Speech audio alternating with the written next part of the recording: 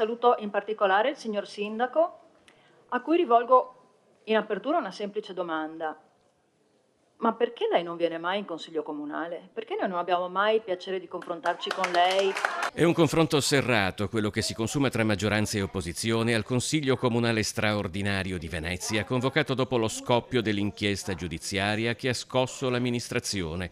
Un confronto che ribadisce con forza e ancora una volta la spaccatura profonda che divide due idee di città e di politica. Qui siamo immersi in un conflitto di interessi che sta travolgendo la macchina amministrativa del Comune di Venezia.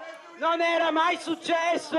Io ho sentito un sindaco che ancora oggi dice, proprio platealmente, che ha, ad esempio, accolto un investitore straniero a casa sua con il capo di gabinetto, vice capo di gabinetto che era l'amministratore della società che si occupava dei pili, il nuovo amministratore della società dei pili, quant'altro, a casa sua per parlare di investimenti. La magistratura l'ha detto con una certa gentilezza, finora.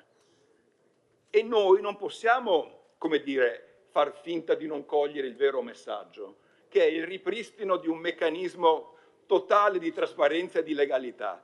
Allo scoppio dell'inchiesta, politicamente gli occhi erano puntati sull'atteggiamento che avrebbero assunto gli alleati della lista Brugnaro. I partiti del centrodestra veneziani hanno ribadito il proprio pieno appoggio al sindaco, un appoggio entusiastico nel caso della Lega.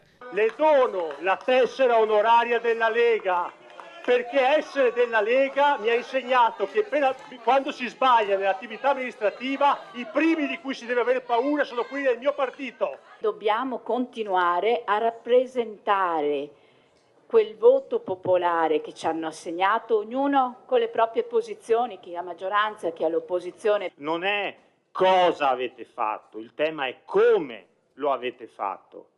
Che ci sia un sistema non lo diciamo noi, e mi riferisco anche ai consiglieri che mi ha preceduto. Il sistema Brugnaro è stato detto, sono gli organi inquirenti hanno detto che in questa città c'è un sistema Brugnaro nel portare avanti le questioni. Quando si scende nel dettaglio, inevitabilmente il dibattito si sviluppa anche attorno all'arresto dell'assessore Boraso e alle intercettazioni tra lui e il sindaco. Il sindaco ha fatto finta di niente, anzi insomma, ha dato di fatto del mariuolo a Boraso e lavandosi le mani, ecco, di tutto quello che è accaduto in questi anni, quando invece da quanto è emerso dall'inchiesta sappiamo che quantomeno dei dubbi ce li aveva e per questo avrebbe dovuto cacciare immediatamente l'assessore. Boraso si è dimesso, giustamente ha fatto una scelta giusta, ha stupito tutti noi, naturalmente le notizie che sono uscite, quello che leggiamo, lo leggete anche voi dalla stampa e adesso si difenderà lui nelle sedi opportune.